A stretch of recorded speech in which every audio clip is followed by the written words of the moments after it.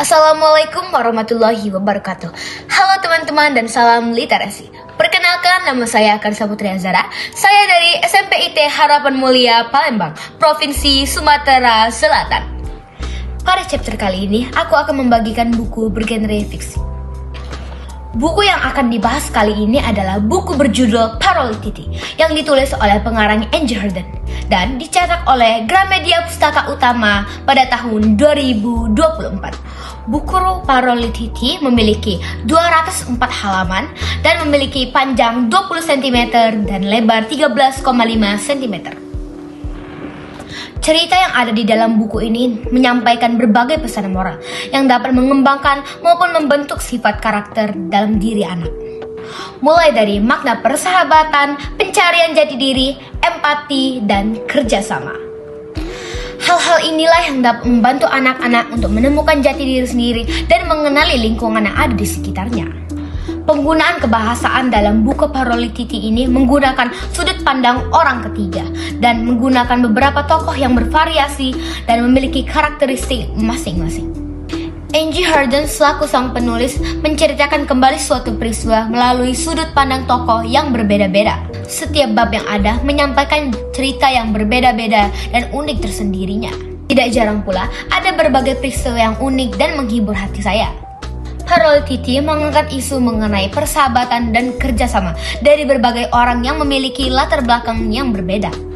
Cerita menggambarkan perjalanan ketujuh anak yang bernama Lene, Bene, Cosmos, Tule, Sarah, Saha, dan Junis.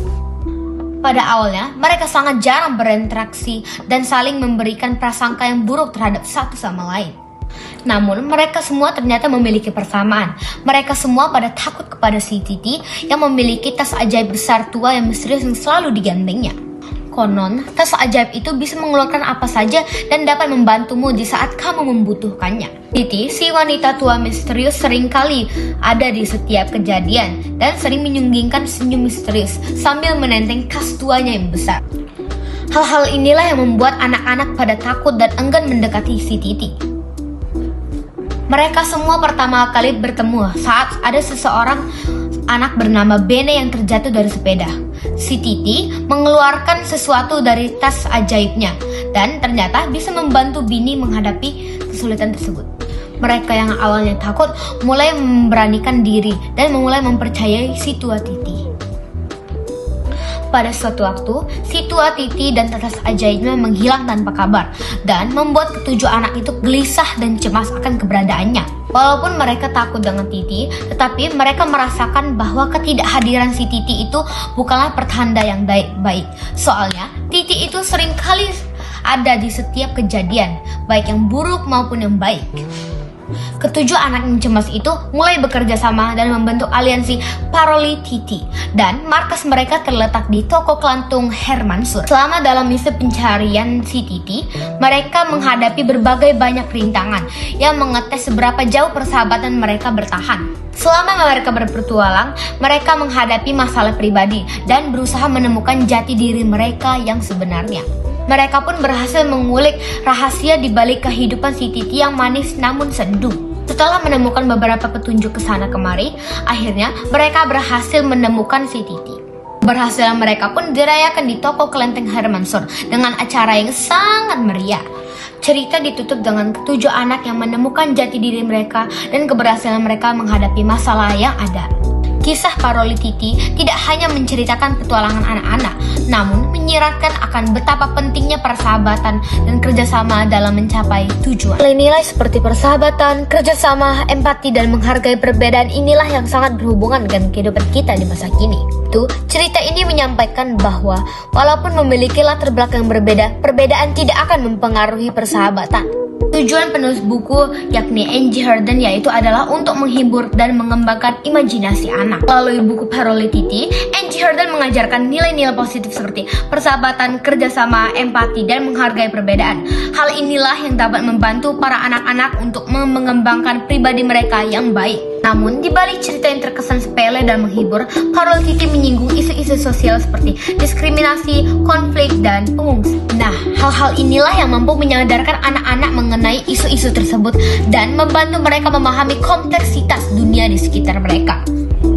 Gaya bahasa yang digunakan dalam cerita ini menggunakan gaya bahasa yang deskriptif dan imajinatif, disertai dengan penulisan kata-kata yang kaya akan detail kecil dan tokoh-tokoh yang bervariasi. Gaya bahasa inilah yang dapat membantu pembaca membayangkan dan ikut merasakan dunia yang ada di dalam cerita. Terkadang kita sendiri seringkali memikirkan prasangka buruk mengenai orang tersebut, mulai dari penampilan, latar belakang, sifat, dan lain-lain sebagainya.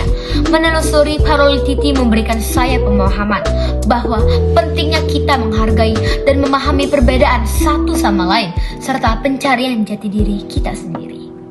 Kisah paroli Titi tidak hanya menggambarkan petualangan anak-anak, namun juga menyiratkan bahwa betapa pentingnya persahabatan, kerjasama dalam mencapai tujuan. Nilai-nilai seperti persahabatan, kerjasama, empati, dan menghargai perbedaan inilah yang sangat berhubungan dengan kehidupan kita di masa kini. Saya secara pribadi membaca cerita ini merasa tergerak untuk lebih menghargai persahabatan, kerjasama, dan tidak menyerah untuk mencari jati diri saya yang sesungguhnya. Buku ini sangatlah layak dibaca dan direkomendasikan untuk anak-anak dan remaja seusia saya karena bahasanya yang mudah dimengerti, alur terkesan ringan namun menarik dan berhubungan dengan kehidupan sehari-hari dan penuh akan pesan positif yang memotivasi pembaca. Bagi siapapun yang ingin membaca cerita yang fun namun penuh dengan makna, Paroli Titi lah yang akan menjadi pilihan tepat bagi kita semua. Sekian dari resensi saya memohon maaf apabila ada salah. Terima kasih. Wassalamualaikum warahmatullahi wabarakatuh. Salam literasi.